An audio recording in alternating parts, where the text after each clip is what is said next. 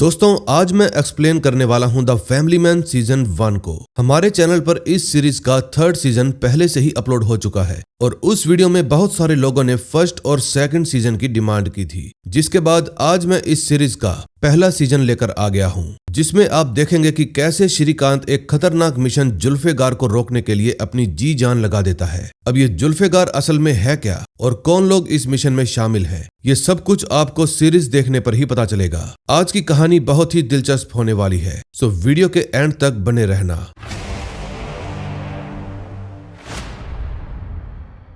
First episode में हम मूसा, आसिफ और अबू नाम के 3 लोगों को देखते हैं जो कि एक फिशिंग बोट चुराकर भाग रहे थे। आसिफ ने बोट के कैप्टन को मार डाला था और वो लोग एक आदमी से जबरदस्ती बोट चलवा रहे थे, क्योंकि अगर वो आदमी बोट चलाने से मना कर देता तो आसिफ उसको भी मार डालता।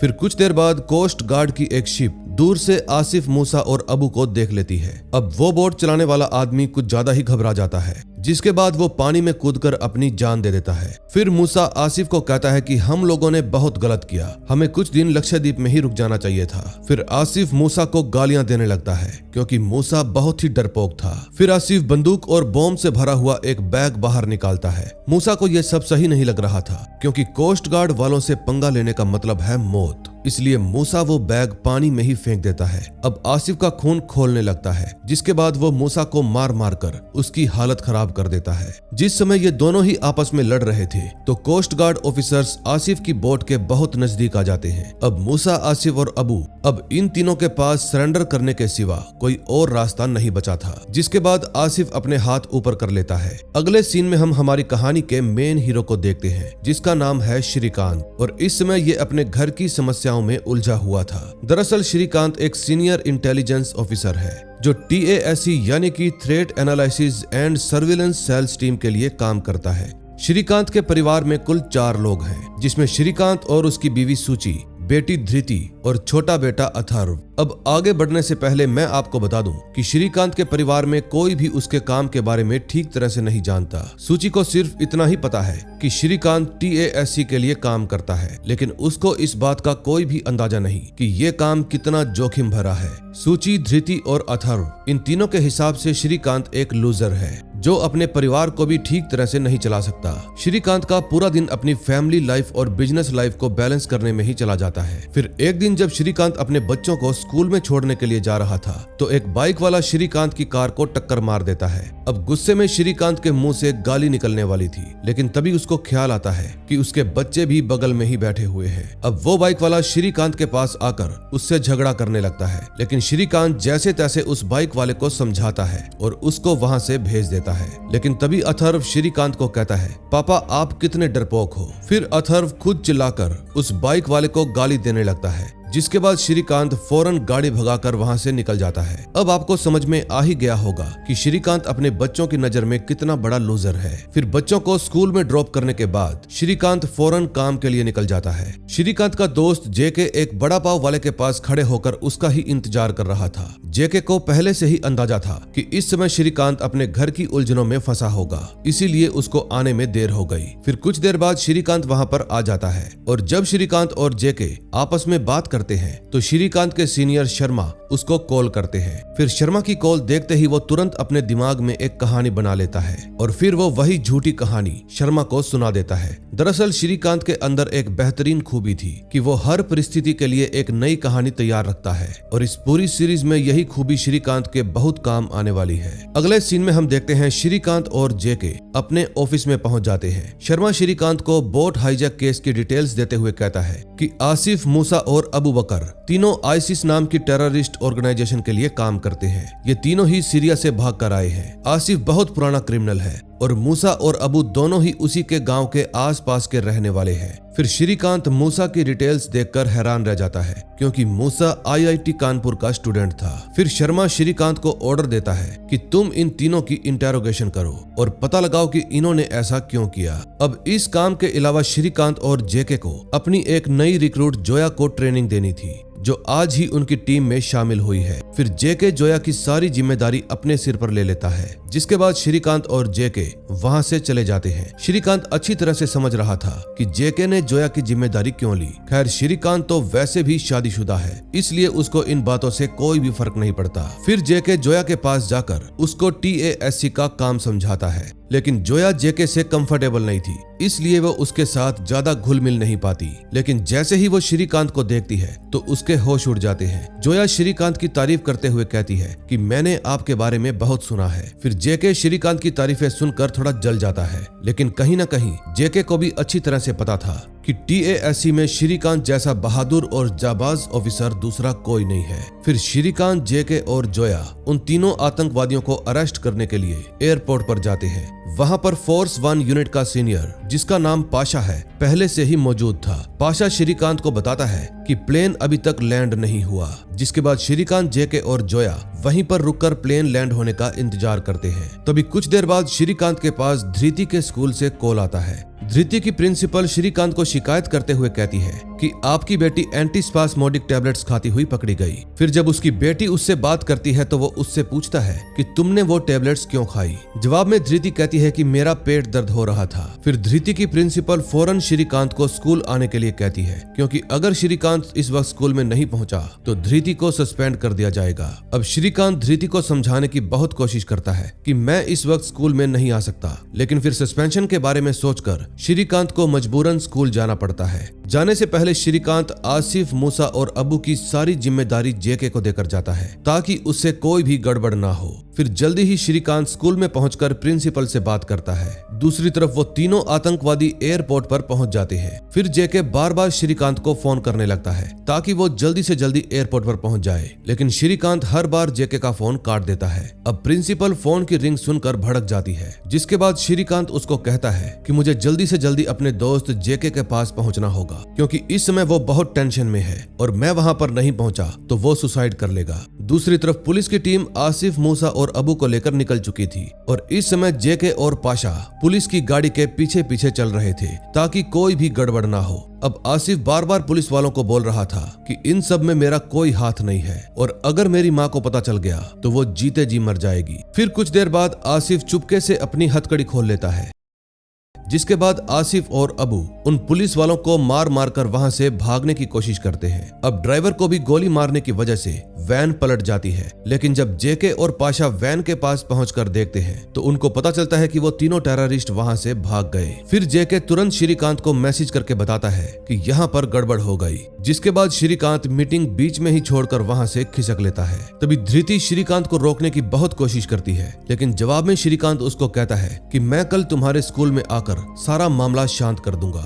फिर श्रीकांत जेके के पास पहुंचने के लिए जल्दी से निकलता है। दूसरी तरफ पाशा, जेके और जोया उन तीनों आतंकवादियों को पकड़ने के काम पर लग जाते हैं। पाशा जोया को एक गन देते हुए कहता है कि अगर तीनों में से कोई भी दिख जाए तो तुम तुरंत उसको शूट कर देना। फिर पाशा, जोया और जेके अलग अलग जगह पर जाकर उन तीनों आतंकवादियों को ढूंढने लगते हैं। फिर जब पाशा एक घर की छत पर जाता है तो उसको वो तीनों भागते हुए दिख जाते हैं, जिसके बाद पाशा फौरन सभी को चर्च की तरफ बढ़ने के लिए कहता है। फिर जेके, पाशा और जोया गलियों के अंदर उन तीनों मुजरिमों को ढूंढने लगते हैं। जोया सबसे पीछे चल रही थी, लेकिन तभी उसको एक गली के अंदर से उन तीनों के लड़ने की आवाज आती है। अब जोया उस गली के अंदर जाकर देखती है कि एक घर के अंदर आसिफ और अबू मूसा से लड़ रहे थे, लेकिन जोया जेके को इस बारे में इन्फॉर्म करती इससे पहले ही आसिफ उसकी आवाज सुन लेता है। अब आसिफ और अबू जोया के ऊपर धुआंधार फायरिंग करने लगते हैं। जोया ने आज ही फोर्स ज्वाइन की थी, इसलिए वो बंदूक चलाने में इतनी परफेक्ट नहीं थी। फिर कुछ देर बाद पाशा और जेके भी वहां पर आ जाते हैं। अब पाशा एक एक करके आसिफ और अब्बू को शूट कर देता है। फिर मूसा आसिफ की बंदूक लेकर वहां से भागने की कोशिश करता है, लेकिन तभी पाशा की गोली मूसा के हाथ पर लग जाती है, जिसके बाद मूसा घायल हालत में एक चर्च के अंदर जाकर छुप जाता है। तभी कुछ ही देर में श्रीकांत भी वहां पर पहुंच जाता है। फिर जेके श्रीकांत को बताता है कि पाशा ने हमारा पूरा मिशन खराब कर दिया। दरअसल जेके और श्रीकांत को ऑर्डर्स थे कि उन्हें इन तीनों आतंकवादियों को जिंदा पकड़ना है ताकि इनसे सवाल जवाब कर सके, लेकिन पाशा पहले ही उनमें से 2 को शूट कर चुका था। अब श्रीकांत तुरंत पाशा के पास जाकर उसको रोकता है ताकि वो तीसरे को ना मारे। लेकिन पाशा श्रीकांत को कहता है कि अगर मैं उनको शूट नहीं करता तो वो लोग हम सभी को मार डालते। फिर श्रीकांत आखिरी सस्पेक्ट यानी कि मूसा की सारी जिम्मेदारी अपने सिर पर ले लेता है। फिर वो चिल्लाते हुए मूसा को कहता है कि तुम्हें डरने की कोई जरूरत नहीं, ये लोग तुम्हें नहीं मारेंगे और मैं भी अपनी रिवॉल्वर यहीं पर रखकर तुम्हारे पास आ रहा हूँ। इस समय मूसा खिड़की से श्रीकांत की सारी बातें सुन रहा था। अब पहले तो उसको श्रीकांत पर बिल्कुल भी भरोसा नहीं होता, लेकिन जब वो देखता है कि श्रीकांत ने सच में अपनी रिवॉल्वर नीचे रख दी तो वो श्रीकांत पर गोली नहीं चलाता। फिर वो चर्च के अंदर जाकर मूसा से बात करता है। मूसा श्रीकांत को कहता है कि मुझे ये सब नहीं करना था और अगर मेरी माँ को इस बारे में पता चल गया तो वो जीते जी मर जाएगी। श्रीकांत भी मूसा की बातें सुनकर भावुक हो जाता है। अब वो मूसा को अपनी लाइफ स्टोरी बताते हुए कहता है कि मैं जब नागालैंड में था तो मेरी माँ का स्वर्गवास हो गया था और मैं उनका अभागा बेटा उनके आखिरी समय में उनके साथ ही नहीं था। श्रीकांत की बातें सुनकर मूसा को एहसास होता है कि वो और श्रीकांत एक ही कश्ती में सवार हैं। फिर मूसा सरेंडर करने के लिए मान जाता है, जिसके बाद श्रीकांत मूसा को चर्च से बाहर लेकर आता है। अब श्रीकांत को जिंदा देखकर कोई भी मूसा पर गोली नहीं चलाता। फिर ऑफिसर्स मूसा का इलाज करने के लिए उसको अपने साथ लेकर जाते हैं। फिर कुछ देर बाद जब श्रीकांत जेके के साथ सोडा पीने के लिए जाता है तो जेके उससे पूछता है कि तुमने मूसा को सरेंडर करने के लिए कैसे मनाया। फिर श्रीकांत हंसते हुए कहता है, वही मेरी माँ वाली पुरानी कहानी। इसका मतलब श्रीकांत ने मूसा को जो कुछ भी कहा वो सब कुछ झूठ था। अब मैंने तो आपको पहले ही बता दिया था कि श्रीकांत के पास हर परिस्थिति से निकलने के लिए हमेशा एक कहानी तैयार रहती है और ये कहानी भी उसमें से एक थी। फिर जोया श्रीकांत के पास आकर उसको बताती है कि उन तीनों आतंकवादियों में से अबू बकर मर चुका है और आसिफ की हालत अभी भी सीरियस है।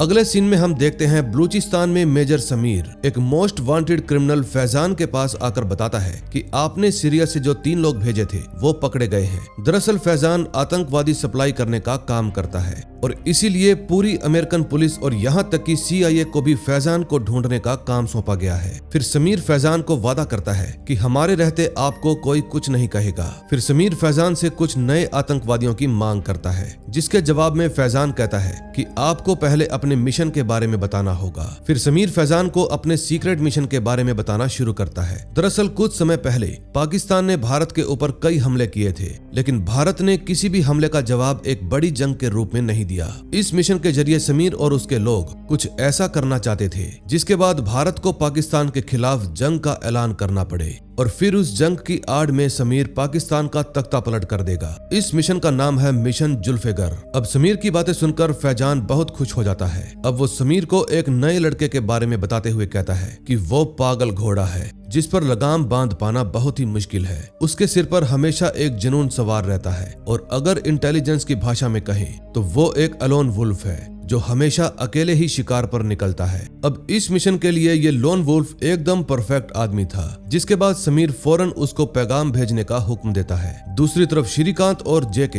एक पब में बैठकर बियर पी रहे थे। तभी श्रीकांत जेके से नए घर के बारे में बात करता है। दरअसल श्रीकांत को अपने परिवार के लिए एक नया घर लेना है, क्योंकि अगर कल को श्रीकांत को कुछ हो गया तो उसके बच्चे बेघर हो जाएंगे। श्रीकांत ने अपने सीनियर से भी होम लोन के बारे में बात की हुई है, लेकिन शर्मा हर बार कोई न कोई बहाना बनाकर बात को टाल देता है। फिर जेके से बात करने के बाद श्रीकांत अपने घर पर आ जाता है। फिर घर पर आने के बाद श्रीकांत की वाइफ सूची श्रीकांत और धृति दोनों की ही अच्छे से खबर लेती है। दरअसल श्रीकांत हर बार अपने बच्चों को सूची की डांट से बचा लेता था, लेकिन इस बार धृति को सस्पेंड कर दिया गया, जिस वजह से सूची श्रीकांत और उसकी बेटी के ऊपर बहुत ज्यादा भड़क जाती है। फिर कुछ देर बाद जब श्रीकांत और सूची दोनों अपने अपने कमरे में चले जाते हैं तो सूची का फ्रेंड अरविंद उसको मैसेज करता है। दरअसल सूची जिस कॉलेज में लेक्चर देती है वहां अरविंद भी काम करता है और कल अरविंद कॉलेज छोड़कर जाने वाला है और वो सूची को भी अपने साथ चलने के लिए कहता है। अब सूची और अरविंद की बातों से साफ साफ पता चल रहा था कि ये दोनों एक दूसरे को पसंद करते हैं और इनका अफेयर चल रहा है। एपिसोड के लास्ट सीन में हम उसी लड़के को देखते हैं जिसके बारे में फैजान बात कर रहा था। वो लड़का रात के समय स्कूटर के अंदर एक बॉम्ब फिट करके उसको बीच सड़क में छोड़ देता है। फिर अगली सुबह जब एक लड़की उस रास्ते से गुजर रही थी तो उसको स्कूटर के अंदर से कुछ आवाज सुनाई देती है। फिर वो लड़की जब स्कूटर के अंदर झांक कर देखती है तो फर्स्ट एपिसोड का एंड हो जाता है। अब नेक्स्ट एपिसोड में देखेंगे क्या होता है। सेकंड एपिसोड में हम देखते हैं श्रीकांत एक डॉक्टर के पास जाकर अपना चेकअप करवाता है। डॉक्टर श्रीकांत से साफ साफ कह देते हैं कि तुम्हें शराब और सिगरेट छोड़नी पड़ेगी वरना तुम्हारी जान को खतरा है। लेकिन श्रीकांत डॉक्टर की बात एक कान से सुनकर दूसरे कान से निकाल देता है, क्योंकि उसके लिए सिगरेट और शराब छोड़ पाना लगभग नामुमकिन है। फिर कुछ देर बाद जेके श्रीकांत को फोन करके बताता है कि हमें अभी एक नए मिशन के लिए निकलना पड़ेगा, जिसका नाम है मिशन काला घोड़ा। दरअसल ये मिशन उसी स्कूटर बॉम्ब को लेकर बना है और अब इन दोनों को फौरन उस स्कूटर के पास पहुंचकर उस बॉम्ब को डिफ्यूज करना था। फिर श्रीकांत अपनी अपॉइंटमेंट बीच में ही छोड़कर वहां से खिसक लेता है। अगले सीन में हम चिरायु नाम के एक आदमी को देखते हैं जिसको बॉम्ब डिफ्यूज करने के लिए बुलाया गया था। जब चिरायु उस स्कूटर को चेक कर रहा था तो श्रीकांत जेके से पूछता है कि तुमने स्कूटर का नंबर चेक किया या नहीं। फिर जेके कहता है स्कूटर का नंबर फर्जी है। फिर वो सभी दूर खड़े होकर चिरायु को देखने लगते हैं। अब बॉम्ब डिफ्यूज करते वक्त चिरायु के हाथ कांप रहे थे, क्योंकि अगर उसने गलत वायर काट दी तो बॉम्ब फट जाएगा। फिर चिरायु जैसे तैसे एक गहरी सांस लेकर रेड वायर काट देता है, जिसके बाद वो अंगूठा ऊपर करके श्रीकांत और जेके को बताता है कि बॉम्ब डिफ्यूज हो गया है। अब चिरायु का इशारा देखकर सभी की जान में जान आ जाती है। लेकिन तभी अचानक से एक तेज धमाके के साथ चिरायु और उसके आसपास खड़े लोगों के चीथड़े उड़ जाते हैं, यानी कि वो बॉम्ब अनडिफ्यूजेबल था। अब चिरायु चाहे कोई भी वायर काटता, उस बॉम्ब को तो फटना ही था। अब आपको समझ में आ ही गया होगा कि फैजान ने उस लोन वुल्फ को क्यों चुना। अब श्रीकांत के सीनियर और एनआईए के बॉस गौतम कुलकर्णी टीएएससी और फोर्स 1 की एक अर्जेंट मीटिंग बुलाते हैं। गौतम एक बात से बहुत नाराज थे कि पूरे देश में एक के बाद एक ब्लास्ट हो रहे हैं और टीएएससी कुछ नहीं कर पा रही। पिछले धमाके में हुई 3 मौतों को मिलाकर इस साल कुल 42 लोग मारे जा चुके हैं, लेकिन टीएएसए और फोर्स 1 के हाथ अभी तक कोई भी ठोस सबूत नहीं लगा। फिर शर्मा गौतम को कहता है कि ये किसी टीम वर्क या स्लीपर बिल्ड का काम नहीं है, बल्कि किसी एक आदमी ने इस धमाके को अंजाम दिया है। श्रीकांत अपने बॉस से वादा करता है कि मैं किसी भी हाल में उस बॉम्बर को ढूंढ कर रहूंगा, लेकिन मुझे थोड़ा वक्त और चाहिए। फिर गौतम श्रीकांत पर भरोसा करके उसको जल्दी से जल्दी हादसे की सारी डिटेल निकालने के लिए कहता है, जिसके बाद श्रीकांत सीधा मूसा से पूछताछ करने के लिए हॉस्पिटल पहुंच जाता है। लेकिन बुरी खबर ये थी कि आसिफ इस समय कोमा में था। लेकिन फिर श्रीकांत इसी खबर का फायदा उठाकर मूसा से बात करता है। वो मूसा को कहता है कि अगर तुमने हमें इस मिशन के बारे में नहीं बताया तो मैं तुम्हारी हेल्प नहीं कर पाऊंगा। अब मूसा अपनी माँ के बारे में सोचकर श्रीकांत को सारी बातें बताना शुरू कर देता है। दरअसल मूसा ने आज से 3 साल पहले आईसिस ज्वाइन की थी और फिर आसिफ और उसके साथी ने मूसा को अपने साथ जोड़ लिया। उन तीनों को किसी बड़े मिशन के लिए रखा गया था, कुछ ऐसा जिससे पूरे हिंदुस्तान में क़यामत आ जाए। लेकिन अब इस मिशन की सच्चाई क्या है ये तो मूसा भी नहीं जानता। वो बताता है कि जब भी ऊपर से कोई मैसेज आया करता था तो वो सिर्फ आसिफ को ही पता होता था, क्योंकि आसिफ हमारे ग्रुप का लीडर था। फिर जब मूसा को बोट हाईजैक मिशन के बारे में पता चला तो उसने आसिफ से जिद की कि मुझे भी इस मिशन में शामिल कर लो, क्योंकि मूसा के पास भारत वापस लौटने का और कोई दूसरा रास्ता नहीं था। अब श्रीकांत को सारी बात समझ में आ जाती है, लेकिन एक राज अभी भी अधूरा है कि वो बड़ा मिशन क्या है। फिर मूसा श्रीकांत को कहता है कि अब तो वैसे भी कोई मिशन नहीं होगा, क्योंकि आसिफ भाई और अबू मर चुके हैं। लेकिन श्रीकांत मूसा को बताता है कि आसिफ अभी भी जिंदा है और अगर आसिफ कोमा से बाहर आ गया तो फिर पुलिस को तुम्हारी कोई जरूरत नहीं होगी। इसका मतलब तुम्हारे पास अब कम समय बचा है। अब या तो तुम सच बता दो या फिर जेल चले जाओ। अब मूसा श्रीकांत की बात सुनकर घबरा जाता है, जिसके बाद श्रीकांत अपने बॉस गौतम के साथ एयरपोर्ट जाने के लिए निकल पड़ता है। अगले सीन में हम देखते हैं मेजर समीर पाकिस्तान सरकार को अपने मिशन जुल्फिगर के बारे में बताने के लिए आया था। पाकिस्तानी सरकार समीर पर बहुत भरोसा करती है और वो किसी भी हाल में हिंदुस्तान को बर्बाद करना चाहती है। अब ये मिशन कामयाब होगा या नहीं ये तो कोई नहीं जानता, लेकिन एक बात तो तय थी कि श्रीकांत किसी भी हाल में इस मिशन के बारे में पता लगाकर ही रहेगा। अगले सीन में हम सूची और अरविंद को देखते हैं, जो कॉलेज की कैंटीन में बैठकर वहां से जाने के लिए बात कर रहे थे। दरअसल अरविंद एक नई कंपनी ज्वाइन कर रहा है, जहां रोज रोज ये बोरिंग लेक्चर्स नहीं देने पड़ेंगे, और इसीलिए वो सूची को भी अपनी कंपनी ज्वाइन करने के लिए कहता है। सूची का भी अरविंद के साथ काम करने का बहुत मन था, लेकिन फिर श्रीकांत और अपने बच्चों के बारे में सोचकर वो खुद को रोक लेती है। दूसरी तरफ श्रीकांत धृति का सस्पेंशन खत्म करने के लिए एक नई तरकीब ढूंढ निकालता है। वो धृति के स्कूल के बारे में पता लगाकर म्युनिसिपल कॉर्पोरेशन वालों को एक नोटिस भेज देता है, जिसके मुताबिक सेंट आर्चर स्कूल का एक हिस्सा गैर कानूनी तरीके से बनाया गया है। अब कुछ ही घंटों बाद म्युनिसिपल पार्टी वाले बुलडोजर लेकर धृति के स्कूल में पहुंच जाते हैं। फिर धृति की प्रिंसिपल उनको समझाने की बहुत कोशिश करती है कि हमारा स्कूल अवैध बिल्कुल भी नहीं है, लेकिन वो लोग उनकी बात नहीं मानते। तभी कुछ देर बाद श्रीकांत भी धृति को लेकर वहाँ पर आ जाता है, लेकिन प्रिंसिपल पहले ही श्रीकांत को कह देती है कि आज मैं धृति के सस्पेंशन को लेकर कोई भी बात नहीं करूंगी। लेकिन तभी श्रीकांत प्रिंसिपल से बात करने के बजाय म्युनिसिपल पार्टी वाले आदमी से पूछता है कि ये सब क्या हो रहा है। वो आदमी श्रीकांत के साथ बहुत ही बदतमीजी से बात करता है, लेकिन तभी श्रीकांत कमिश्नर को फोन लगाता है और फिर उस आदमी की सीधा कमिश्नर से बात करवाता है, जिसके कारण धृति का स्कूल बच जाता है। फिर प्रिंसिपल भी खुश होकर धृति का सस्पेंशन कैंसिल कर देती है। तभी रात के वक्त धृति उस कारनामे के बारे में अपनी माँ को बताती है। सूची को ये बात जानकर जरा सी भी हैरानी नहीं होती, क्योंकि उसको अच्छी तरह से पता है कि श्रीकांत का सारा काम धमकी और पहुंच के दम पर ही चलता है। फिर कुछ देर बाद सूची श्रीकांत से कॉलेज छोड़ने की बात करती है, लेकिन श्रीकांत सूची की बात सुनकर हैरान रह जाता है। वो सूची से पूछता है कि तुम इतनी अच्छी नौकरी क्यों छोड़ना चाहती हो? तुम टाइम पर घर आ जाती हो, पैसे भी अच्छे खासे मिलते हैं और बच्चों को भी टाइम दे पाती हो। अब सूची श्रीकांत की यही बात पकड़ लेती है और कहती है कि तुम तो चाहते ही यही हो कि मैं पूरा दिन घर पर रहकर बच्चों का ध्यान रखूं। अब श्रीकांत सूची की ये बात सुनकर चुप हो जाता है। तभी कुछ देर बाद श्रीकांत के फोन पर एक मैसेज आता है, जिसमें लिखा हुआ था रेड। अब ये मैसेज पढ़ते ही श्रीकांत सूची की बात अधूरी छोड़कर दूसरे कमरे में चला जाता है। इस समय श्रीकांत, गौतम और जेके सभी लाइन पर थे। तभी श्रीकांत के साथ काम करने वाला एक एआर ऑफिसर अजीत सभी को बताता है कि हमें फेसबुक पर एक अननोन ग्रुप में कुछ गड़बड़ मिली है। दरअसल फेसबुक पर अल्माइटीज आर्मी नाम से एक ग्रुप था, जिसको अजीत और उसकी टीम काफी समय से मॉनिटर कर रहे थे। इस ग्रुप से जुड़े 3 लोग प्राइम सस्पेक्ट माने जा रहे हैं, अरशद, हुसैन और रियाज। ये तीनों ही एक बार सऊदी भी जा चुके हैं और सऊदी जाते वक्त ये लोग 4 दिन के लिए दुबई में रुके थे। सबसे दिलचस्प बात यह है कि हाल ही में हुसैन ने टर्की के वीजा के लिए अप्लाई भी किया है, जो सीरिया का बैकडोर है। इसका मतलब ये तीनों आईसिस के लिए ही काम करते हैं और अजीत के पास इस बात का एक पुख्ता सबूत भी था, और वो सबूत था एक वीडियो जिसमें ये तीनों सीरिया में आईसिस के मेन लीडर के साथ बात कर रहे थे। लेकिन फिलहाल ये तीनों एक गेमिंग कंपनी के लिए काम करते हैं और वहीं से अपने मिशन को अंजाम दे रहे हैं। अब श्रीकांत, गौतम, जेके, पाशा और राजीव सभी एक कैफे में मिलने के बारे में तय करते हैं। तभी श्रीकांत ये सुझाव देता है कि हमें उन तीनों को एक साथ पकड़ना होगा,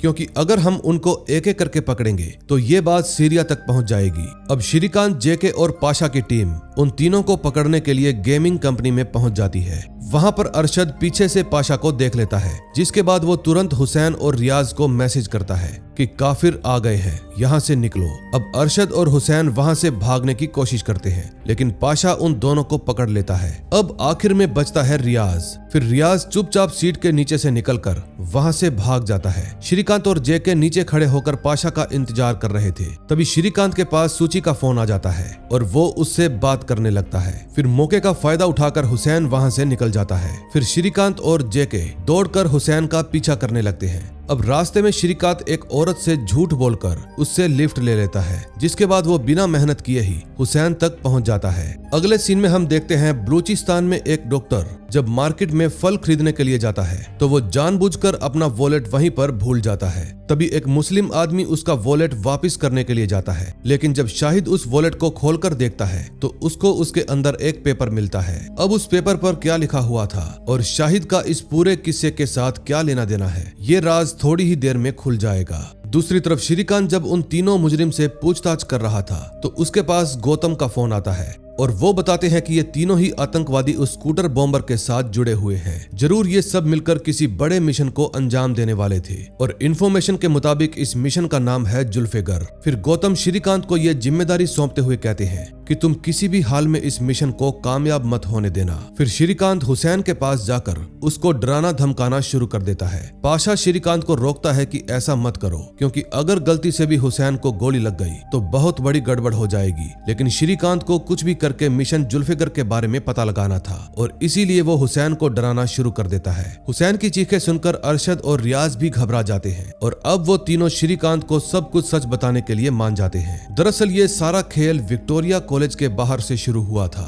विक्टोरिया कॉलेज के बाहर एक ड्रॉप बॉक्स है जहां कोई भाईजान अरशद, रियाज और हुसैन के लिए मैसेज लिखकर छोड़ जाता था। श्रीकांत उनसे पूछते हैं कि ये भाईजान कौन है, लेकिन वो तीनों उस आदमी के बारे में नहीं जानते थे। अब श्रीकांत के लिए मुश्किलें और बढ़ जाती हैं, क्योंकि विक्टोरिया कॉलेज में हजारों बच्चे पढ़ते हैं और उन बच्चों में से भाईजान को पकड़ पाना बहुत ही मुश्किल काम है। तभी एपिसोड के लास्ट में हम करीम नाम के एक आदमी को देखते हैं, जो अपनी गर्लफ्रेंड जोनाली के साथ फिल्म देखने के लिए आया था। तभी थिएटर में राष्ट्रगान शुरू हो जाता है, जिसके बाद सब लोग राष्ट्रगान के सम्मान में खड़े हो जाते हैं, लेकिन करीम वहीं पर बैठा रहता है। तभी एक आदमी करीम को कहता है खड़े हो जाओ, लेकिन तभी करीम चिल्लाते हुए कहता है कि ये मेरा राष्ट्रगान नहीं है। अब सभी लोग हिंदू मुस्लिम वाली बात को लेकर करीम को पीटने लगते हैं। फिर जोनाली करीम को हॉस्टल तक छोड़ने के लिए जाती है, लेकिन हैरान करने वाली बात ये थी कि करीम का कॉलेज कोई और नहीं बल्कि विक्टोरिया कॉलेज है। अब क्या करीम ही भाईजान है, ये हमें नेक्स्ट एपिसोड में पता चलेगा। थर्ड एपिसोड की शुरुआत में हम फिरोज और अमजद नाम के दो आदमियों को देखते हैं, जो कि एक ट्रक में बीफ लेकर जा रहे थे। फिर कुछ दूरी पर उनको हिंदू गौ रक्षा दल वाले पकड़ लेते हैं, क्योंकि उनको पहले से ही शक था कि ये लोग हमारी गाय माता को मारकर उनका मांस बेचते हैं, और आज तो इन लोगों ने उनको रंगे हाथों पकड़ भी लिया था। फिर वो लोग फिरोज और अमजद को मार मार कर उनकी हड्डी पसली एक कर देते हैं। इस समय करीम भी अपने लैपटॉप पर फिरोज और अमजद की खबरें देख रहा था। दरअसल उन लोगों ने फिरोज और अमजद को इतना मारा कि उन दोनों की मौत हो गई थी, और अब करीम की ही तरह और भी कई मुस्लिम हिंदुओं पर भड़के हुए थे। फिर जोनाली करीम को समझाती है कि तुम्हें अपना दिमाग ठंडा रखना होगा, लेकिन करीम तो किसी भी हाल में उनसे बदला लेना चाहता था। फिर वो जोनाली को वहां से जाने के लिए कहता है और खुद चाय पीने के लिए बाहर चला जाता है। करीम देखता है कि आज एक नई चाय की टपरी खुली है, जिसके बाद वो उसी टपरी पर चाय पीने के लिए चला जाता है। उस टपरी पर चाय वाला सो रहा था। फिर करीम उसको उठाता है और मस्त चाय बनाने के लिए कहता है, लेकिन चाय वाला करीम को बहाना बनाकर वहां से भगा देता है और दोबारा से सो जाता है। ये बात करीम को थोड़ा अजीब लगती है, लेकिन उसको इस बात का अंदाजा भी नहीं था कि ये चाय वाला एक पुलिस ऑफिसर है जिसका नाम शिंदे है, और इस वक्त इसको ड्रॉप बॉक्स पर नजर रखने के लिए कहा गया है। दूसरी तरफ श्रीकांत एक बार फिर से मूसा से मिलने के लिए जाता है। मूसा श्रीकांत को साफ साफ कह देता है कि मुझे मिशन जुल्फेगर के बारे में कुछ भी नहीं पता, लेकिन तभी श्रीकांत उसको कहता है कि अगर हमें तुम्हारे पास से कोई भी इंफॉर्मेशन नहीं मिली तो तुम्हारा तो जेल में जाना तय है। लेकिन तभी मूसा एक बार फिर से अपनी माँ को लेकर थोड़ा भावुक हो जाता है और बताता है कि 2002 में जब दंगे हुए तो मेरी माँ, दीदी और मेरे अब्बू मेरे चाचा के घर बड़ोदरा में गए हुए थे। तभी अचानक से वहाँ पर दंगे शुरू हो गए, जिसके बाद वो लोग 2 दिन तक घर में बंद रहे। लेकिन फिर तीसरे दिन भीड़ अचानक से वहाँ पर घुस आई। उस समय मेरी अम्मी और मेरी दीदी पलंग के नीचे छुपी हुई थी, लेकिन तभी उन दंगइयों ने उनके सामने मेरे अब्बू और मेरे चाचा को मार डाला। अब अपने अब्बू और चाचा को मरता हुआ देख मेरी बहन के मुंह से चीख निकल गई, जिसके बाद उन दंगइयों ने उसको भी घसीटकर बाहर निकाल लिया, लेकिन खुशकिस्मती से मेरी अम्मी बच गई। अब यही कारण था कि मूसा अपनी अम्मी को दुख नहीं देना चाहता था, और श्रीकांत भी मूसा का दर्द समझ रहा था, लेकिन फिलहाल वो कानून के आगे मजबूर है। फिर श्रीकांत सिगरेट निकालकर पीने लगता है, लेकिन तभी नर्स मैरी वहां पर आती है और श्रीकांत को स्मोक करने से मना कर देती है। फिर श्रीकांत वहां से बाहर जाकर स्मोक करने लगता है और वहां से चला जाता है। दूसरी तरफ मूसा मैरी की तरफ देखकर खुश हो रहा था, क्योंकि उसने श्रीकांत को वहां से जाने के लिए कहा। दरअसल मैरी भी मूसा की ही तरह मलयाली है और मूसा के पास वाले गांव में ही रहती है, और इसी वजह से ये दोनों ही एक दूसरे को पसंद करते हैं। तभी हम देखते हैं कि श्रीकांत जाटव नाम के एक पुलिस ऑफिसर से बात करता है, जिसने कई सारे देशद्रोही स्टूडेंट्स की लिस्ट बनाई हुई है। जाटव श्रीकांत को बताता है कि ये सभी सुबह शाम पढ़ने के बजाय देश को गाली देते रहते हैं, और इन्हीं में से कोई एक भाईजान भी हो सकता है। लेकिन श्रीकांत को जाटव का ये लॉजिक समझ में नहीं आता, क्योंकि बिना सबूत और वारंट के किसी को भी गिरफ्तार करना गैर कानूनी है। फिर जाटव कहता है कि वारंट की चिंता आप मत कीजिए, मैं सब कुछ संभाल लूंगा। फिर जाटव पुलिस की एक टीम लेकर जुनैद, सैयद, साजिद और आमिर नाम के 4 देशद्रोही स्टूडेंट्स को पकड़ लेता है। वो स्टूडेंट्स जाटव से पूछते हैं कि हमने आखिर किया क्या है, लेकिन जाटव उनको कुछ भी बताने के बजाय सीधा ही डराना धमकाना शुरू कर देता है।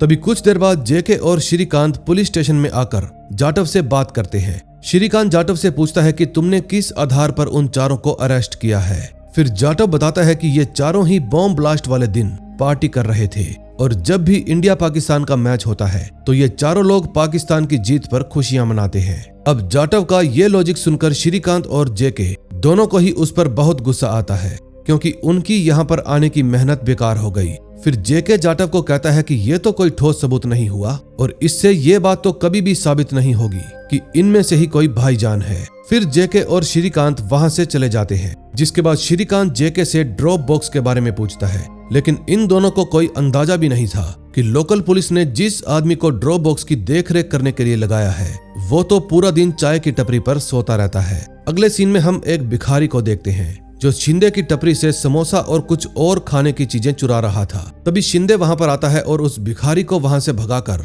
अपना कैमरा वापस से सही कर देता है। दरअसल शिंदे ने एक टेडी बियर के अंदर एक छोटा सा कैमरा फिट किया हुआ था ताकि अगर कोई भी गड़बड़ हो तो सारी घटना कैमरे के अंदर रिकॉर्ड हो जाए। दूसरी तरफ अरविंद सूची को एक कैफे में मिलने के लिए बुलाता है। सूची उससे मिलने का कारण पूछती है, लेकिन जवाब में अरविंद उसको कहता है कि तुम कोई सवाल मत करो, बस जल्दी से यहाँ पर आओ। फिर सूची अरविंद से मिलने के लिए उस कैफे में पहुंच जाती है। दरअसल अरविंद ने अपनी कंपनी के सीईओ निखिल को भी यहाँ पर बुलाया हुआ था ताकि निखिल सूची से मिलकर उसके टैलेंट को देख सके। सूची अरविंद की बात सुनकर थोड़ा नर्वस हो जाती है, लेकिन तभी अरविंद उसको कहता है कि परेशान मत हो, ये कोई इंटरव्यू नहीं है, बस तुम्हें सीईओ के साथ अच्छे से बात करनी होगी। फिर सूची अरविंद की बात मानकर इस मीटिंग के लिए राजी हो जाती है। शुरू में वो थोड़ा नर्वस थी, जिसकी वजह से निखिल को लगता है कि शायद वो इतनी परफेक्ट नहीं है, लेकिन तभी सूची इतने अच्छे तरीके से कंपनी के डेवलपिंग आइडिया को एक्सप्लेन करती है कि निखिल खुद भी हैरान रह जाता है। फिर मीटिंग खत्म होने के बाद सूची अरविंद को बहुत डांटती है, क्योंकि अरविंद ने पहले उसको इस मीटिंग के बारे में कुछ भी नहीं बताया था। फिर बातों बातों में अरविंद सूची को भी यह कंपनी ज्वाइन करने के लिए कहता है, लेकिन सूची उसको कहती है कि मैं इतनी जल्दी ये सब कुछ मैनेज नहीं कर पाऊंगी। अब अरविंद भी सूची को ज्यादा फोर्स नहीं करता, जिसके बाद सूची अपने घर चली जाती है। अगले सीन में हम करीम को देखते हैं, जो अल्ताफ भाई से मिलने के लिए आया था। वो अल्ताफ भाई को साफ साफ कह देता है कि मैं आप लोगों के साथ नहीं रह सकता, क्योंकि मैं अकेले काम करना पसंद करता हूँ। लेकिन तभी अल्ताफ उसको कहता है कि तुम्हारे लिए एक बहुत बड़ा काम आया है। फिर वो उसको एक ड्रॉप बॉक्स की चाबी देता है, जिसके बाद करीम वहां से चला जाता है। दूसरी तरफ श्रीकांत अपने बच्चों को लेकर सुपरमार्केट में आया हुआ था, जहां उसको एक हैरान करने वाली बात पता चलती है। दरअसल श्रीकांत कई दिनों से गौर कर रहा था कि धृति पूरे दिन फोन पर लगी रहती है, और इसीलिए वो अथर्व से पूछता है कि तुम्हारी दीदी का कोई बॉयफ्रेंड भी है क्या। फिर वो चुपके से धृति के फोन में झांकने की कोशिश करता है, लेकिन धृति उसको देखकर फोन नीचे कर लेती है। अब श्रीकांत को शक हो जाता है कि जरूर कुछ तो गड़बड़ है, जिसके बाद वो अपनी सीक्रेट टास्क ऐप की हेल्प से धृति का फोन हैक कर लेता है। श्रीकांत देखता है कि धृति किसी लड़के से बात करती है और उसको अपनी फोटोज भी भेजती है। हालांकि श्रीकांत इस बात को लेकर धृति से कुछ भी नहीं कहता, क्योंकि उसको पता है कि इस उम्र में अक्सर ऐसी गलतियां हो जाती है। दूसरी तरफ जब करीम उस ड्रॉप बॉक्स को खोलता है तो शिंदे उसको देख लेता है। फिर वो टेडी को हाथ में लेकर करीम का पीछा करने लगता है, जिसके बाद करीम अपने घर चला जाता है। इस समय करीम और उसके दोस्त उस गाय वाले झगड़े को लेकर काफी भड़के हुए थे।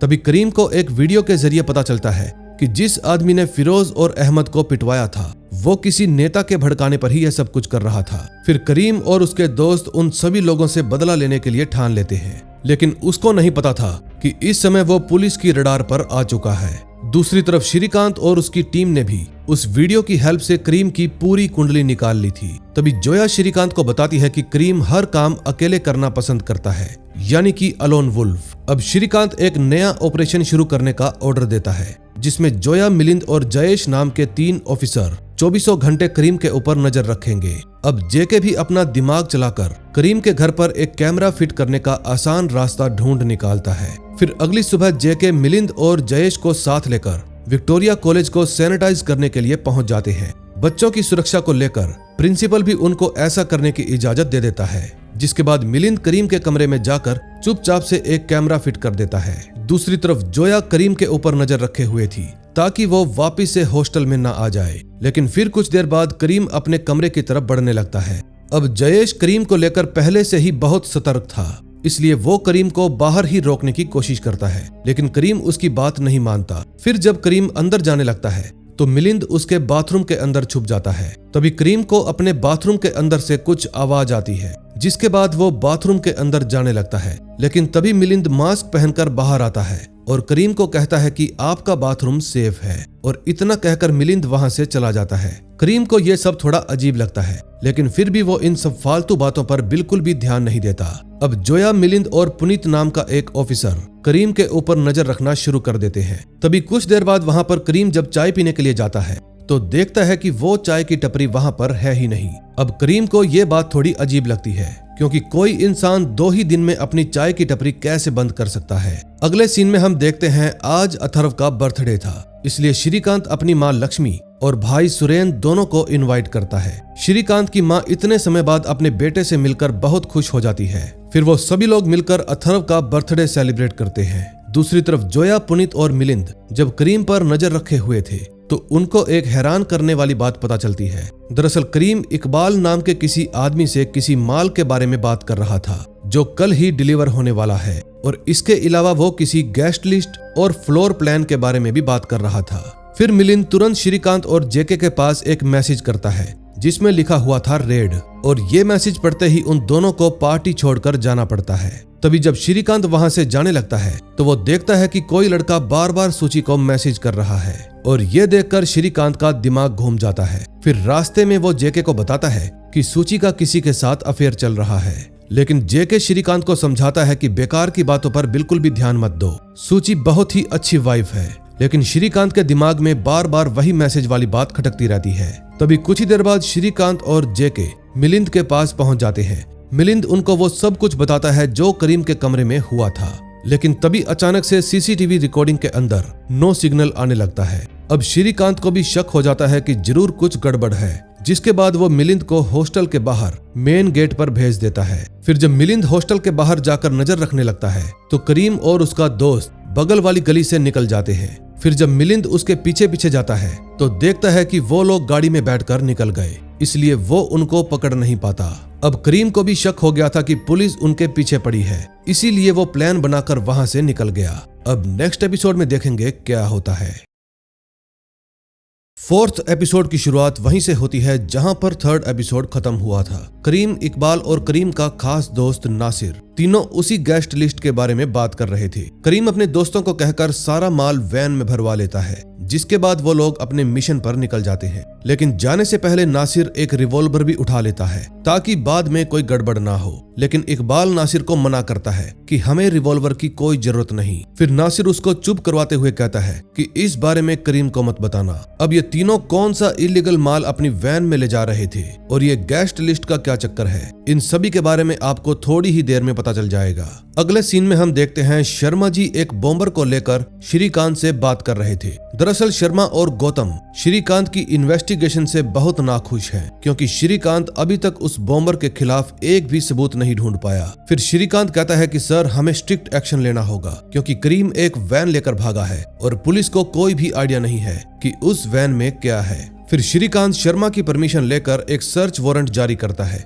जिसके बाद पुलिस सीधा करीम के घर पर छानबीन करने के लिए पहुंच जाती है। इन्वेस्टिगेशन के दौरान पुलिस को करीम का लैपटॉप मिलता है और लैपटॉप के बारे में पता चलते ही श्रीकांत उस लैपटॉप को अपने ऑफिस में मंगवा लेता है। अगले सीन में हम मूसा को देखते हैं, जो नर्स मैरी को अपने बारे में बता रहा था। दरअसल मूसा मैरी को पसंद करने लगा था और इसीलिए वो मैरी को यकीन दिलाने की कोशिश कर रहा था कि मैं कोई आतंकवादी नहीं हूँ। उन लोगों ने जबरदस्ती मुझे आईसिस ज्वाइन करने के लिए मजबूर किया था। अब मैरी को भी मूसा की आंखों में सच्चाई नजर आ रही थी, जिसके बाद वो मूसा को कहती है कि गॉड तुम्हें ब्लेस करेंगे। तभी जाने से पहले मूसा मैरी को कहता है कि मुझे अपनी जिंदगी या मौत की कोई परवाह नहीं है, लेकिन मुझे बस एक बार अपनी माँ से मिलना है। अब मैरी भी मूसा की दर्द भरी बातें सुनकर भावुक हो जाती है और वहां से चली जाती है। दूसरी तरफ सूची अपने फ्रेंड अरविंद के साथ एक होटल में जाती है और यहाँ पर ये दोनों अरविंद की नई जॉब की खुशी में पार्टी करने के लिए आए थे। लेकिन जब ये दोनों होटल के अंदर टहल रहे थे तो सूची के पास श्रीकांत का फोन आता है। अब सूची श्रीकांत का फोन देखकर घबरा जाती है, क्योंकि वो श्रीकांत को बताए बिना ही यहाँ पर आई थी। अब श्रीकांत भी कई दिनों से सूची के साथ बात करने के लिए टाइम नहीं निकाल पा रहा था और इसीलिए वो काम से फ्री होकर सूची को फोन करता है। फिर सूची घबराई हुई आवाज में श्रीकांत को कहती है कि मैं अभी थोड़ा बिजी हूँ, हम बाद में बात करेंगे, और इतना कहकर वो फोन काट देती है। लेकिन सूची शायद ये बात भूल गई है कि श्रीकांत हर रोज ढेरों लोगों को ढेर सारे झूठ बोलता है और इसीलिए वो अपने सामने वाले का झूठ पकड़ने में भी माहिर है। अब श्रीकांत अजीत को कहकर सूची की लास्ट लोकेशन ट्रेस करवाता है। इस मैटर में जेके श्रीकांत को समझाने की बहुत कोशिश करता है कि तुम्हें भाभी पर शक नहीं करना चाहिए, लेकिन श्रीकांत उसकी बात नहीं मानता। फिर जेके और श्रीकांत उसी होटल में पहुंच जाते हैं। श्रीकांत जैसे ही सूची को अरविंद के साथ देखता है तो उसका दिल टूट जाता है। फिर वो जानबूझकर सूची के पास वाली टेबल पर जाकर बैठ जाता है ताकि सूची का उस पर ध्यान जाए। तभी कुछ ही देर बाद अरविंद भी श्रीकांत को देख लेता है। फिर सूची उठकर श्रीकांत के पास जाती है और ऐसा जताने की कोशिश करती है कि वो किसी काम से यहाँ पर आई थी, लेकिन सूची समझ जाती है कि श्रीकांत ने उसको ट्रैक किया है। फिर श्रीकांत गुस्से में आकर वहाँ से चला जाता है। दूसरी तरफ मैरी मूसा के लिए अपने गॉडेस की मूर्ति लेकर आती है और कहती है कि मदर तुम्हारी रक्षा करेगी, लेकिन तभी मूसा मैरी का हाथ थाम लेता है और कहता है कि तुम्हें मेरी कितनी फिक्र है। फिर मैरी भी मूसा के हाथ के ऊपर अपना हाथ रख लेती है और अब इन दोनों के बीच में नजदीकियां और बढ़ जाती है। अगले सीन में हम देखते हैं श्रीकांत और उसकी टीम जब क्रीम का लैपटॉप चेक करते हैं तो उनके हाथ बहुत बड़ा सबूत लगता है। दरअसल ये वही गाय वाला वीडियो था जिसमें वो नेता अपने लोगों को भड़का रहा था। फिर जोया श्रीकांत को बताती है कि क्रीम ने ये वीडियो ड्रॉप बॉक्स खोलने के ठीक 1 घंटे बाद देखा है, यानी कि क्रीम को ये वीडियो उस ड्रॉप बॉक्स के अंदर से ही मिली होगी। तभी श्रीकांत भी उस नेता को तुरंत पहचान लेता है जो कि एमपी देशपांडे था। एमपी देशपांडे गाय रक्षक सेना नाम से एक एनजीओ चलाता है। अब श्रीकांत को सारी बात समझ में आ जाती है कि क्रीम और उसके लोग इसी आदमी के पीछे पड़े हैं, क्योंकि आज देशपांडे के घर पर एक बर्थडे पार्टी है और वहां पर कई सारे गेस्ट भी आएंगे। अब आपको समझ में आ ही गया होगा कि करीम और उसके दोस्त कौन से गेस्ट लिस्ट की बात कर रहे थे। फिर श्रीकांत तुरंत पाशा को फोन करता है और बताता है कि देशपांडे के घर पर बॉम्बिंग होने वाली है। फिर पाशा और बाकी के ऑफिसर्स फौरन देशपांडे के घर पर पहुंच जाते हैं। तभी पाशा देशपांडे के घर के आसपास सभी रास्तों पर अपने ऑफिसर्स तैनात कर देता है ताकि करीम और उसके दोस्त बचकर भागने ना पाए। फिर कुछ देर बाद करीम, इकबाल और नासिर एमपी के घर के पास पहुंच जाते हैं। करीम जैसे ही पुलिस फोर्स को देखता है तो वो तुरंत गाड़ी बैक करवा लेता है, लेकिन पुलिस उस वैन को चारों तरफ से घेर लेती है। अब करीम, इकबाल और नासिर बुरी तरह से फंस गए थे। तभी नासिर वैन से बाहर निकलकर पुलिस वालों पर फायरिंग करने लगता है। करीम नासिर को मना करता है कि प्लीज गोलियां मत चलाओ, लेकिन नासिर उसकी बात नहीं मानता। फिर पुलिस की टीम नासिर और इकबाल को शूट कर देती है, जिसके बाद करीम वैन से उतरकर भागने लगता है। फिर पाशा और बाकी के ऑफिसर्स करीम का पीछा करने लगते हैं। तभी करीम एक पुरानी सी गाड़ी के अंदर छुपकर खुद को बचा लेता है, लेकिन जब वो पीछे की गली से भागने लगता है तो एक ऑफिसर उसको देख लेता है। फिर वो ऑफिसर अपने सीनियर से इजाजत लेकर करीम का एनकाउंटर कर देता है, यानी कि अब ये तीनों दोस्त मारे जा चुके थे। फिर पुलिस टीम उस वैन को खोलकर देखती है, लेकिन उस वैन के अंदर जो गैर कानूनी माल था उसको देखकर सभी के होश उड़ जाते हैं। दरअसल ये गैर कानूनी माल कुछ और नहीं बल्कि बीफ था, यानी गाय का मांस। और करीम अपने दोस्तों के साथ एमपी के घर पर ब्लास्ट करने के लिए नहीं, बल्कि उन सभी को गाय का मांस खिलाकर उनका धर्म भ्रष्ट करने के लिए आया था, ताकि अपने 2 मुस्लिम भाइयों फिरोज और अमजद का बदला ले सके। अब श्रीकांत, जेके और सभी ऑफिसर्स दुखी होकर बैठ जाते हैं, क्योंकि उन्होंने शक के आधार पर 3 बेगुनाहों को मार डाला था। तभी कुछ देर बाद शर्मा भी वहां पर आ जाता है और श्रीकांत से बात करता है। फिर श्रीकांत शर्मा जी से माफी मांगता है कि मेरी वजह से 3 बेगुनाह लोग मारे गए, लेकिन शर्मा उसको कहता है कि ये तुम्हारे अकेले की गलती नहीं है। फिर शर्मा जी सभी ऑफिसर्स को कहते हैं कि ये तीनों आतंकवादी एनकाउंटर में मारे गए हैं और हर न्यूज चैनल पर यही खबर होनी चाहिए कि पुलिस वालों ने 3 आतंकवादियों को वारदात होने से पहले ही मार गिराया। तभी श्रीकांत और जेके दुखी होकर वहां से चले जाते हैं। तभी रात को जब श्रीकांत अपने घर पर आता है तो वो बहुत ज्यादा नशे में था। अब सूची भी श्रीकांत से ज्यादा बात नहीं करती, लेकिन तभी श्रीकांत उससे पूछता है कि मुझ में क्या कमी रह गई थी। अब सूची समझ जाती है कि श्रीकांत अरविंद के बारे में बात कर रहा है, इसलिए वो श्रीकांत को समझाने की कोशिश करती है कि मैं और अरविंद सिर्फ दोस्त हैं, लेकिन श्रीकांत उसकी हर बात काट देता है। दरअसल श्रीकांत अंदर से सूची को नहीं बल्कि खुद को कोस रहा था, क्योंकि उसने देश सेवा का रास्ता चुना और श्रीकांत के बच्चे और सूची सिर्फ इसीलिए श्रीकांत को लूजर समझते हैं, क्योंकि श्रीकांत की सैलरी अच्छी नहीं है। दिन रात मेहनत करने के बाद भी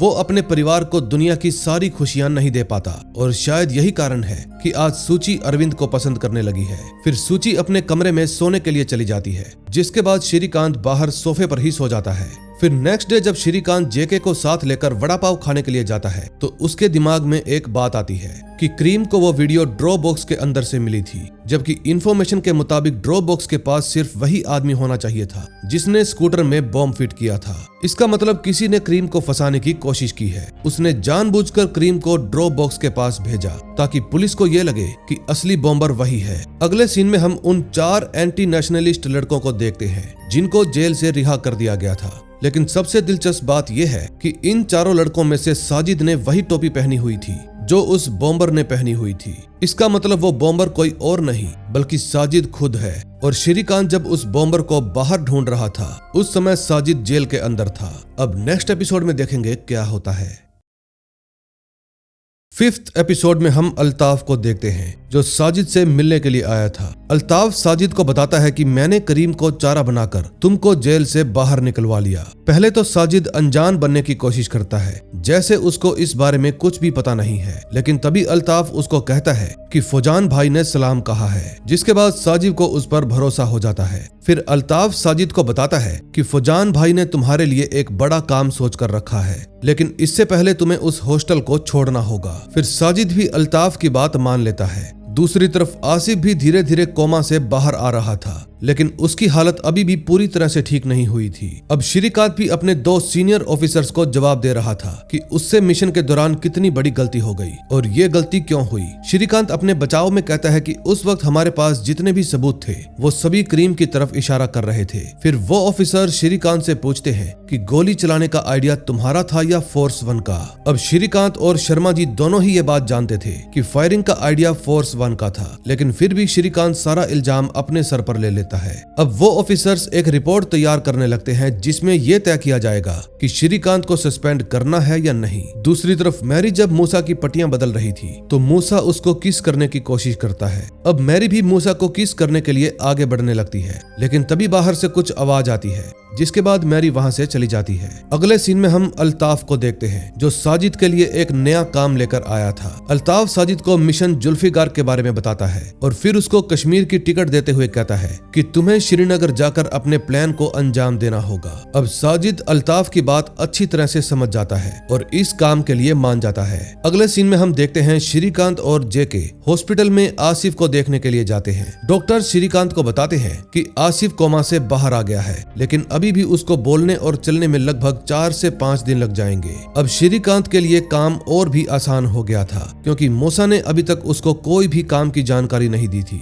और अगर आसिफ ने अपना मुंह खोल दिया तो इन लोगों को मूसा की जरूरत भी नहीं पड़ेगी। फिर श्रीकांत मूसा के कमरे में जाकर उसको यही सारी बातें बताता है। फिर मूसा श्रीकांत को समझाने की बहुत कोशिश करता है कि मुझे मिशन जुल्फिकार के बारे में कुछ भी नहीं पता, लेकिन श्रीकांत उसको डरा धमकाकर वहां से चला जाता है। अब अगले दिन इंस्पेक्शन ऑफिसर्स की तरफ से रिपोर्ट भी आ जाती है, जिसके बाद शर्मा श्रीकांत को बताता है कि तुम्हारा ट्रांसफर श्रीनगर में कर दिया गया है। अब श्रीकांत अपने ट्रांसफर की बात सुनकर बहुत दुखी हो जाता है, लेकिन तभी शर्मा उसको कहता है तुम दुखी मत हो, तुम्हारी जगह अगर कोई और होता तो अब तक सस्पेंड हो गया होता, लेकिन गौतम सर ने तुम्हें बचा लिया। फिर वहां से निकलकर श्रीकांत अपने बच्चों को लेने के लिए स्कूल में चला जाता है। श्रीकांत को इस बात का दुख नहीं था कि उसका ट्रांसफर हो गया है, बल्कि उसको दुख तो इस बात का था कि 3 बेगुनाह लोग मारे गए और हर न्यूज चैनल पर उनको आतंकवादी दिखाया जा रहा है, जबकि ऐसा बिल्कुल भी नहीं है। तभी श्रीकांत का झगड़ा एक कार वाले से हो जाता है। अब श्रीकांत तो पहले से ही बहुत गुस्से में था, इसलिए वो अपना सारा गुस्सा उस कार वाले के ऊपर ही निकाल देता है। तभी कुछ ही देर में वहां पर अथर्व भी आ जाता है और उन दोनों को लड़ते हुए देख लेता है, जिसके बाद वो चिल्लाते हुए कहता है पापा आप ये क्या कर रहे हो। अब अपने बेटे को देखकर श्रीकांत रुक जाता है और उससे रिक्वेस्ट करता है कि इस बारे में तुम अपनी माँ को कुछ भी मत बताना। फिर वो अपने बेटे को रिश्वत के तौर पर पिज्जा और आइसक्रीम देकर उससे अपनी बात मनवा लेता है। फिर अगले दिन जब श्रीकांत अकेला बैठकर करीम, इकबाल और नासिर के बारे में सोच रहा था तो उसको एक ख्याल आता है। श्रीकांत को अपने किए हुए पर बहुत अफसोस हो रहा था और इसीलिए वो तय करता है कि वो दुनिया को सारी सच्चाई बता देगा। फिर वो इस बारे में गौतम सर से बात करता है, लेकिन जवाब में गौतम सर उसको कहते हैं कि ऐसा करने की सोचना भी मत, क्योंकि तुम्हारे एक गलत फैसले से हमारी टास्क पूरी तरह से बंद हो जाएगी। अब श्रीकांत गौतम सर की बात मान लेता है। तभी रात के वक्त जब सभी मुस्लिम भाई और जोनाली मोमबत्ती लेकर करीम को अलविदा कह रहे थे तो श्रीकांत भी वहां पर आ जाता है। और जोनाली के कान में कहता है कि करीम टेररिस्ट नहीं था। श्रीकांत की बात सुनकर जोनाली की आंखों में आंसू आ जाते हैं और श्रीकांत वहां से चला जाता है। अब भले ही श्रीकांत ये बात किसी को भी ना बताता, लेकिन जोनाली तो सच में ये बात जानने की हकदार थी और इसीलिए श्रीकांत ने उसको ये बात बता दी। अगले सीन में हम मूसा को देखते हैं जो श्रीकांत की धमकी के बारे में सोच सोच कर रो रहा था। फिर मैरी मूसा से पूछती है कि क्या हो गया, जिसके बाद मूसा उसको सारी बात बता देता है। अब मैरी भी भावुक होकर मूसा को किस कर लेती है, जिसके बाद मूसा मैरी को कहता है कि मुझे बस आखिरी बार मेरी माँ से मिलना है। दरअसल आज रात 12 बजे मूसा का बर्थडे शुरू होने वाला था और मूसा और उसकी माँ का बर्थडे एक ही दिन आता था, इसलिए मूसा अपनी माँ को विश करना चाहता था। फिर मैरी अपना फोन मूसा को दे देती है और कहती है कि थोड़ा धीरे बात करना। फिर मूसा खुश होकर अपनी माँ को फोन लगाता है और उनको जन्मदिन की बधाई देता है। अब मूसा को भी मैरी से बेइंतहा मोहब्बत होने लगी थी, इसलिए फोन काटने के बाद वो मैरी का काम बना देता है। दूसरी तरफ श्रीकांत कश्मीर जाने की तैयारी कर रहा था। तभी सूची, धृति और अथर्व तीनों ही श्रीकांत से पूछते हैं कि तुम अचानक श्रीनगर क्यों जा रहे हो, लेकिन जवाब में श्रीकांत उनको झूठ कह देता है कि मैं ट्रेनिंग के लिए जा रहा हूँ। फिर सूची दूसरे कमरे में जाकर जेके से सच जानने की कोशिश करती है और जेके उसको बता देता है कि श्रीकांत का ट्रांसफर हो गया है। अब सूची भी ट्रांसफर वाली बात सुनकर थोड़ा उदास हो जाती है, क्योंकि उसको ऐसा लग रहा था कि श्रीकांत शायद अरविंद वाली बात को लेकर नाराज है और इसीलिए उसने खुद अपना ट्रांसफर करवाया है। तभी थोड़ी देर बाद श्रीकांत सूची और बच्चों को बाय बोलकर वहां से निकल जाता है। अगले सीन में हम देखते हैं समीर मिशन जुल्फिकार को लेकर थोड़ा परेशान था। तभी जनरल अंसारी समीर को फोन करता है और पूछता है कि मिशन जुल्फिकार को पटरी पर लाने का काम कैसा चल रहा है। फिर जवाब में समीर उनको कहता है कि हमारा एक आदमी 3-4 दिन में ही हॉस्पिटल से बाहर आ जाएगा और दूसरा पहले से ही श्रीनगर के लिए रवाना हो चुका है। दोस्तों, अब इस कहानी का असली खेल शुरू होने वाला है, क्योंकि एक तरफ जांबाज श्रीकांत और दूसरी तरफ अकेला शिकार करने वाला साजिद दोनों ही एक ही शहर में आ चुके हैं। जब श्रीकांत श्रीनगर एयरपोर्ट पर लैंड करता है तो उसके पास गौतम सर का फोन आता है और वो बताते हैं कि तुम्हें एक खास मिशन के लिए श्रीनगर भेजा गया है। अब ये बात सुनते ही श्रीकांत मुस्कुराने लगता है, क्योंकि उसको पहले से ही पता था कि गौतम सर ने उसका ट्रांसफर किसी खास वजह से ही किया होगा। फिर गौतम सर श्रीकांत को एक बड़े एसेट के बारे में बताते हैं जिसको मिशन जुल्फिकार को अंजाम देने के लिए श्रीनगर भेजा गया है और ये कोई और नहीं बल्कि साजिद था। लेकिन हैरान करने वाली बात ये थी कि जिस समय श्रीकांत अपने सर से बात कर रहा था उस समय साजिद भी श्रीकांत के बगल में ही खड़ा था। अब श्रीकांत कुछ भी करके साजिद को पकड़ना चाहता है, लेकिन कमाल की बात यह है कि उसने आज से पहले साजिद को कभी भी नहीं देखा, इसलिए उसके लिए सिर्फ इतनी जानकारी काफी नहीं थी। फिर वो मिलिट्री वालों के साथ वहां से चला जाता है। दूसरी तरफ मूसा और मैरी जब एक साथ मजे कर रहे थे तो मूसा कहता है कि मुझे आसिफ भाई से मिलना है। फिर मैरी मूसा की बात सुनते ही उसको मना कर देती है, क्योंकि अगर मूसा रूम से बाहर गया तो उसकी जॉब चली जाएगी। लेकिन तभी मूसा उसको कहता है कि प्लीज परेशान मत हो, मैं तुम्हें कुछ भी नहीं दूंगा, मैं किसी को भी पता नहीं चलने दूंगा। फिर मूसा मैरी से की लेकर आसिफ के कमरे में चला जाता है। तभी आसिफ मूसा को देखते ही उससे बात करने की कोशिश करता है, लेकिन उसके मुंह से आवाज नहीं निकल रही थी। फिर मूसा आसिफ को एक पेन देकर उसको लिखने के लिए कहता है। फिर आसिफ मूसा से पूछता है कि क्या तुमने चूहों की तरह काफिरों को सब कुछ सच बता दिया? मूसा कहता है मैंने कुछ भी नहीं बताया। फिर आसिफ उससे पूछता है कि तुम यहाँ पर क्या कर रहे हो? अब ये सवाल सुनकर मूसा मुस्कुराने लगता है और अपनी जेब से एक इंजेक्शन और पोटाशियम निकालकर आसिफ को ठिकाने लगा देता है, ताकि श्रीकांत और उसकी टीम आसिफ से कोई भी पूछताछ ना कर पाए और इस तरह से मूसा भी जेल जाने से बच जाएगा। तभी आसिफ को मारते वक्त मूसा उसको कहता है कि अब आप सुकून से मरना, और मैंने आपको इसलिए मारा ताकि आप भी चूहों की तरह किसी को मिशन जुल्फिकार के बारे में ना बता पाओ। अब इससे एक बात तो साफ हो जाती है कि मूसा मिशन जुल्फिकार के बारे में सब कुछ जानता है। ये जानबूझकर पुलिस वालों के सामने येड़ा बना हुआ है। फिर अपना काम खत्म करने के बाद मूसा वापस अपने कमरे में चला जाता है और इसी के साथ 5th एपिसोड का एंड हो जाता है। अब नेक्स्ट एपिसोड में देखेंगे क्या होता है। दोस्तों, अगर आपको ये वीडियो अच्छी लग रही है और आपको मेरी डिटेल्ड एक्सप्लेनेशन पसंद आ रही है तो प्लीज वीडियो को लाइक करके चैनल को सब्सक्राइब कर दें, क्योंकि अगली वीडियो में इस सीरीज का एंड हो जाएगा। और अगर आप चाहते हैं कि जैसे ही मैं वो वीडियो डालूं आपके पास नोटिफिकेशन आ जाए तो सब्सक्राइब करते वक्त बेल आइकॉन जरूर प्रेस कर लें। अब हम मिलेंगे इस सीरीज के नेक्स्ट एपिसोड्स के साथ। Till then, bye bye.